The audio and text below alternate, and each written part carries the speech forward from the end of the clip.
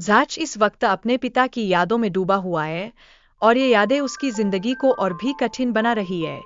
इस कहानी में परिवार के नुकसान के भावनाओं को अच्छे से समझाया गया है। हास्य और रोमांच के कुछ पल इस कहानी में दोस्ती की गहराई को भी दर्शाते हैं, जैसे जब ज़ाच और हन्ना एक साथ समय बिता रहे होते हैं। यह उनके रिश्ते के विकास को बहुत खूबसूरती से दिखाता है। इसके साथ ही हन्ना का अपने पिता के साथ चल रहा संघर्ष ये दिखाता है कि कैसे पारिवारिक दबाव हमारे व्यक्तिगत रिश्तों को प्रभावित कर सकता है। और ये कहानी आज की युवा पीढ़ी के लिए काफी प्रासंगिक है। फिर हन्ना का पिता उसे बताता है कि वो 2 दिन से घर नहीं है।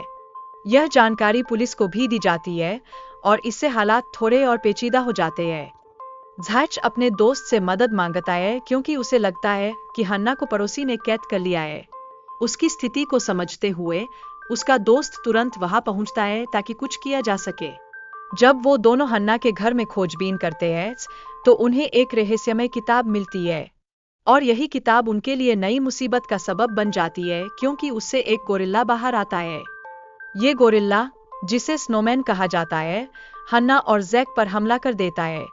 लेकिन सौभाग्य से अंत में हन्ना का पिता गोरिल्ला को फिर से किताब में बंद कर देता है और उन्हें बचा लेता है। हन्ना के पिता बताते हैं कि बच्चों द्वारा पत्थर फेंके जाने से उन्होंने बहुत अकेलापन महसूस किया।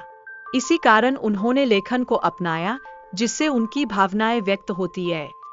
फिर जब हन्ना के पिता ने अपनी किताबों के पात्रों को बंद करने की कोशिश की, तो स्लैपी डमी ने सभी किताबों को जला दिया। इससे समस्या और बढ़ जाती है। ज़ाच और उसका दोस्त उन खिलौनों से भिड़ते हैं जो उन पर हमला करते हैं, लेकिन वो ये देखकर चौंक जाते हैं कि सभी राक्षसों को किताबों से आजाद कर दिया गया है।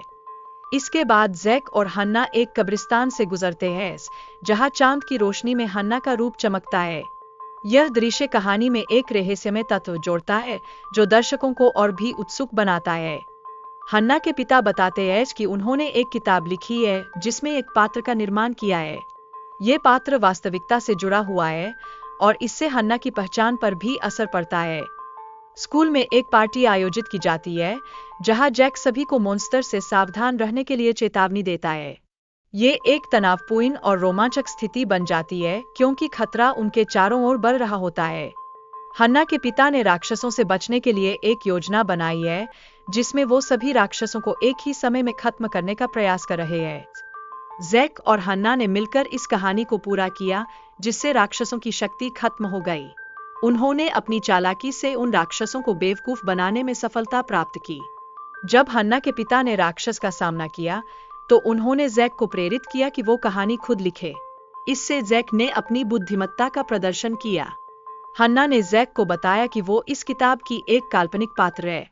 उसने उसे ये समझाने की कोशिश की कि वो भी एक इंसान है और उसका महत्व है। लेकिन जब हन्ना ने किताब खोली तो सभी राक्षस वापस आने लगे।